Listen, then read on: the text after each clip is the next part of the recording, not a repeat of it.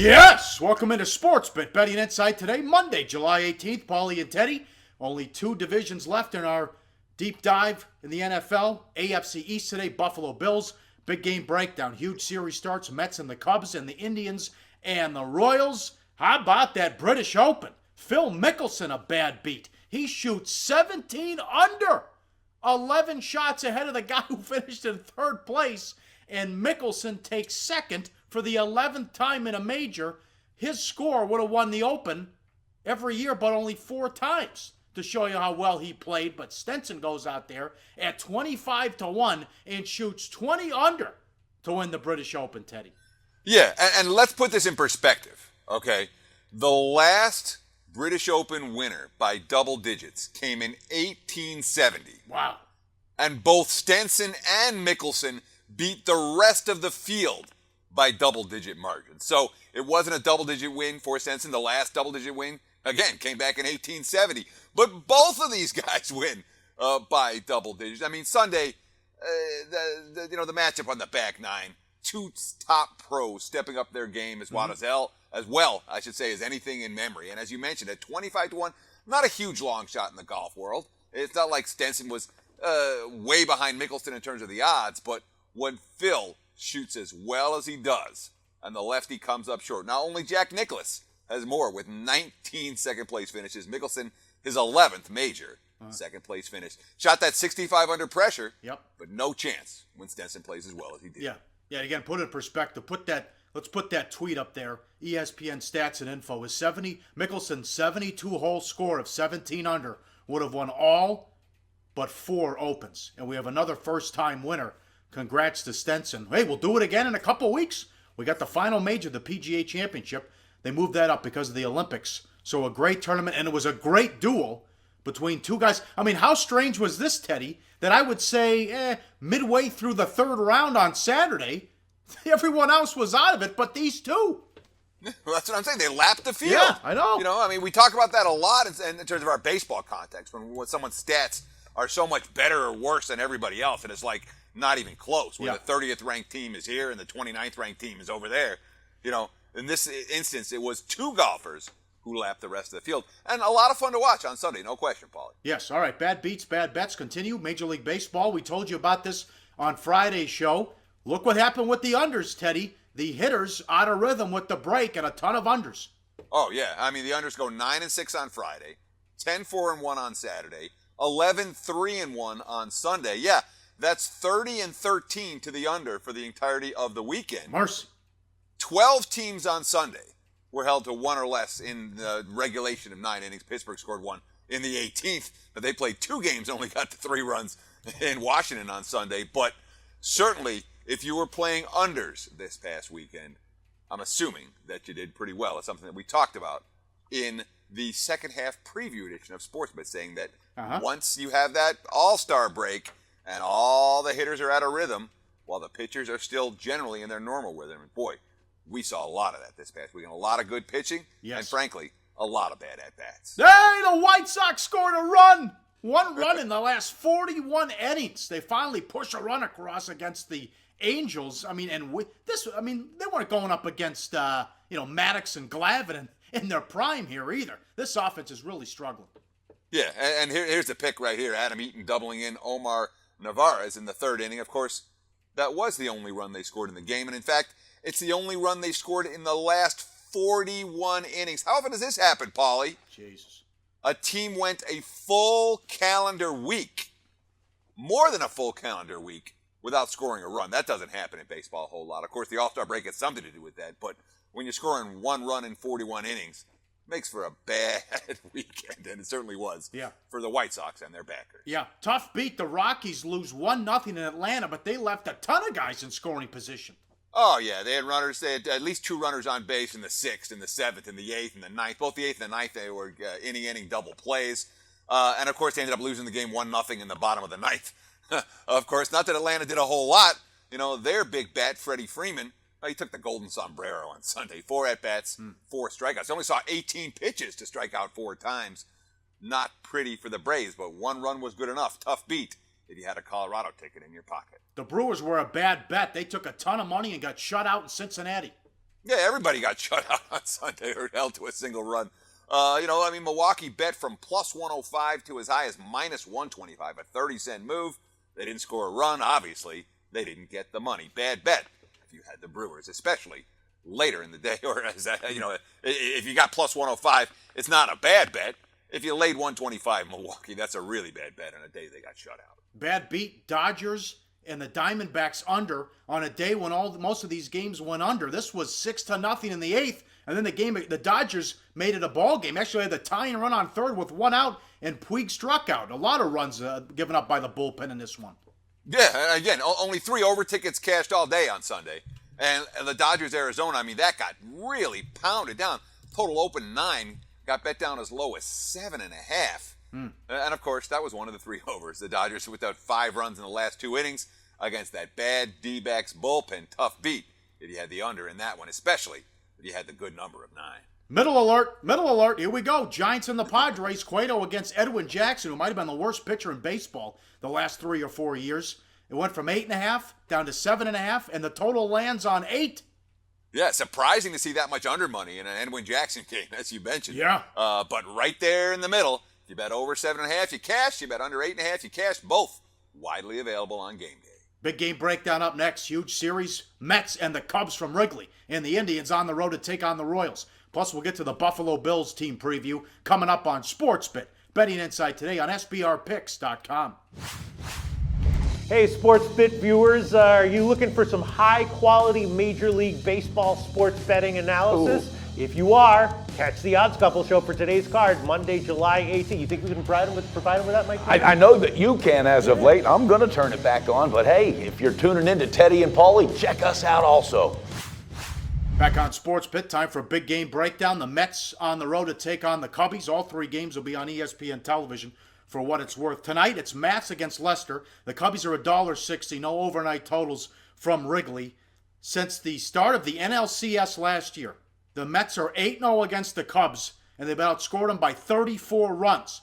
Leicester is a big-time pitcher who you can count on under pressure, but he might have been the worst pitcher in baseball in July, Teddy, and he got roughed up his last start against the Mets. Well, he got roughed up his last 2 starts. Look at his 2 July starts.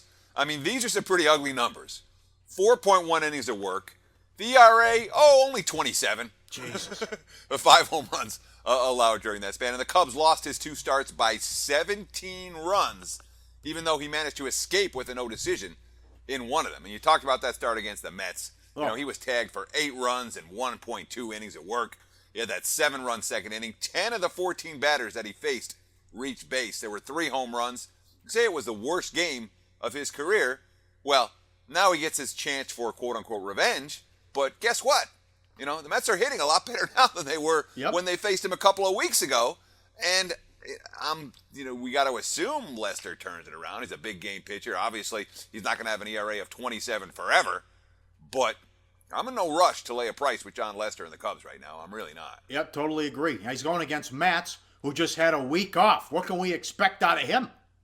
Well, Matt's allowed. He got the rest that he needed for his elbow. The question is what kind of pitcher he's going to be now coming back off the break. Because he went 0-2, 3.72 ERA, 3 starts since the Mets determined and the MRIs determined that he had a bone spur. But, of course, it was a bone spur where, hey, if you deal with the pain, keep going. Last time out, he really showed some major changes in terms of getting back to his old self. We did a feature on Mats a few weeks back, immediately after the elbow pain was diagnosed, talking about, hey, he's not throwing sliders right now. And sliders is his out pitch. Sliders is nasty a pitch as he throws. And you see it right here on this chart. Let's show you the graphic. Against the Cubs, less than 4% sliders. Against the Marlins, only 7%. Last time against the Nats, well, now he's back up to a normal percentage of 9% of sliders. And, of course, with it, the changeups have gone down. Now, his fastball average against the Nats, 94.3 miles an hour. That matched the season high. So, clearly, you see fewer changeups, more sliders, and a fastball with more heat on it. The guy's not babying his elbow anymore. He's not trying to finesse hitters the way that he was for a few starts. Last time out, Steven Matz was ready to cut it loose, and he may well be able to do the same thing tonight. Yep, Cubs offense still has to pick it up. I know Hamels owns them, and he's a strong pitcher, but he shut them down yesterday. Cubs did win the series, took 2 out of 3 against Texas, but the bats didn't do it. They pitched well in the first 2 games of that series. The Cubs only got 15 hits in the 3-game series. Yep. So, this is a team that wasn't hitting before the break, and they come out of the breaks, and they took 2 out of 3, and it's a positive sign, and Joe Madden was trying to talk up the team. But the bottom line, they actually had a 3-game winning streak. When you think about the win over Pittsburgh in the finale before the All-Star break, prior to Sunday's loss against Hamels. But, boy, the quotes from Madden are concerning to me, as are the fact that he's trying to look for silver linings for a team that got 15 hits over the course of the weekend. Dominated by Hamels, dominated by the Rangers bullpen, and, well, we'll get back to this game when it comes to play of the day time. Live odds, sportsbookreview.com. Game 2, Indians on the road to take on the Royals. Kluber against Volquez. $1.40, the Indians. 8 the total. Well, when you're the defending champs and you're at home and you got the team that's in first place coming to your place, you better do some damage. And Volquez is no stranger to big games. Yeah, you're absolutely right, Paulie. And really, you don't talk about must-win series in July. This is a big series for Kansas City. It's a bigger series for the Royals than it is for the Indians. If Cleveland comes in and wins the series, I'm going to say lights out for Kansas City, but it makes an uphill battle even more uphill for a team that hasn't played good baseball for extended stretches this season. Now, we talk about Volquez, who's absolutely stepped up in big games, in the postseason, in the playoff chase over the last couple of years. And remember, his stats are going to run behind for a while. There's another guy that we talked about on SportsBIT a few weeks ago. Remember that 11 runs in 1 inning worth of work against Houston 3 games back? Uh-huh. Since then, he's 1-1 with a 3.38 over 3 starts. He got a no decision with 6 shutout innings against St. Louis in a game that KC won on this field. But you look at the impact of 1 inning in Edinson Volquez's entire season with the Houston result, 4.85 ERA. Without the Houston result, 3.92 ERA. Be aware of that when you're looking at Volquez's aggregate statistics. The Royals activated Wade Davis off the DL for Sunday's game. Soria came in and got the loss with the game tied in the 9th. Tough loss as the Tigers got their first 2 runs, came on a wild pitch and a balk. You got to score to win. That's tough to do against Kluber. And when the Indians give Kluber run support, watch out. Oh, yeah. They're 9-1 in his starts when they score 4 runs or more. And that's not a ton of run support. That's modest run support, but if they get to 4, they're winning with Kluber this year in a way that they didn't do last year or the year before. And it's worth noting, pitches per inning, a really good stat, and I think it's an underrated stat when you're talking about assessing a pitcher and what his capabilities are. Pitches per inning, an average, shows how comfortable a pitcher is inside of his rhythm. Is he struggling? Is he trying to work the corners? Or is he just confident and attacking the strike zone? Well, Kluber, he's worked to 13.7 pitches per inning or less 5 times in his last 7 games. That's really good. That's really aggressive. That streak started on June 5th. That was a 7-0 win over Kansas City, a game in which he allowed only 2 hits. What do you think of these catchers? Are they going to miss these guys who can't hit but are good defensively? Well, yeah, the Indians are going to miss Yan Gomes for sure. He can't hit a lick. You're absolutely right. No. 165 batting average, 198 slugging percentage, or on-base percentage, 313 slugging. That being said, he's the number 2 defensive catcher behind Salvador Perez this season. The number 4 defensive catcher over the last 3 seasons.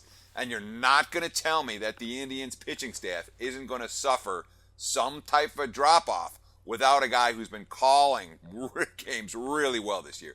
Now, Chris Jimenez, he has appeared in a couple playoff games with Texas last year. He can't hit either. Career 213 batting average and 326 slugging percentage. But, I think there is a legit drop-off here and one that the markets may not recognize with the Indians catcher going on the DL. Yep, live on sportsbookreview.com. AFC East preview starts up next in the deep dive. The Buffalo Bills in the play of the day. Let's make it 2 in a row on SportsBIT. Betting insight today. Always on the go? Bet365 has one of the top mobile platforms in today's market. Sign up today and don't let your busy life keep you out of the game. All right, 2 divisions left back on SportsBIT. AFC East this week, NFC East to finish it out next week. The Buffalo Bills. Their win totals 8 last year, 8-8 straight up, 8-7-1 ATS, 8-8 over under. Mainstream stats: 13 in offense, 19th in defense. They were +6 in turnovers, tied for 6th. Yards per play, 12th. No playoffs the last 6 years. At least they've become relevant again with a 9-8 wins the last couple of years without a playoff berth. They had it close. Yeah, 16 years, Pauly. You left out the Oh, one in Jesus, front of 6. Yeah. It's been a long time. Yeah. You remember the last time the Bills were in the playoffs was the Music City Miracle. Yes, Rob Johnson. And, the Flutie versus Rob Johnson, and who's going to start? Yeah. That was a long, long time ago. And yeah, you make a good point. At least they're relevant. At least we're not talking about the Bills as bottom feeders. And they don't really look like bottom feeders this season either, not by any stretch of the imagination. You got Rex Ryan back as the head coach. He's already on the hot seat in his second year on the job. Yep. The new defense coordinator is his brother, Rob Ryan, who coached one of the worst defenses in NFL history in New Orleans last year. And now he's taking over a defense that plummeted last year. The number 4 ranked defense in 2014 to number 19 ranked defense last year. And a lot of the stats, we're going to go through some of them now, are going to emphasize that drop-off defensively. I thought offensively they had a real good season last year. Mm-hmm. The new coordinator, Greg Roman, had success in San Francisco with a mobile quarterback. He certainly had success here last year as Buffalo. Again, the 13th rank. The stats were all mediocre. The record was mediocre. Their straight-up record, their ATS record, the entire team was mediocrity personified last year. But, coaching staff-wise at least, Roman, Ryan, 2 guys that I like. Rob Ryan on D, well, no, not so much. No, Taylor was 7th in QBR. Brady was 11th. He was 7th in QB rating. Brady was 4th. It's going to be hard to repeat. They still have E.J. Manuel. They drafted Cardell Jones out of Ohio State. Roman, he had almost 560 yards rushing, speaking of Taylor, but with Roman, they had success in San Francisco with Kaepernick and the pistol, and then they abandoned the pistol, which I didn't understand. So, again, it's going to be tough for Taylor to repeat this, but he was a bit of a surprise last year. Even with salary cap issues, they locked up the left side of their O-line incognito. Turned out to be a blessing in disguise. How about that? After all his struggles, and they had issues as well. Eric Wood, the center, a Pro Bowl alternate as well. How about the wide receivers? What do you think of that group? Well, I want to talk about Tyrod Taylor for a minute because, we're getting number 7 in QBR last year behind Tom Brady and number 7 QB rating, or ahead of Tom Brady. I behind throw Brady out and QBR. But the point is, QBRs we're talking about Tyrod Taylor and Tom Brady in the same sentence, okay? He was a Pro Bowl alternate last year in his first year as a starter. He was second among quarterbacks with 568 rushing yards. And this is a guy who was a complete afterthought in the offseason marketplace, a guy that no one was excited about for Buffalo. So the question is, can he do it again, Pauly? And when you look at the offensive line and you say, hey, they just locked up Cody Glenn long term. They got Incognito. They got Wood, as was also, as you mentioned, a Pro Bowl alternate. They have talent on that offensive line. At skill position talent, the wideouts, you got Sammy Watkins and Robert Woods. That's a solid 1-2. But there's not much behind them. There's really no quality depth. Running back, they're loaded. McCoy and Carlos Williams, solid 1-2 duo. The offense looks pretty good if Taylor can play as well as last year. Every starter is back on offense, good continuity.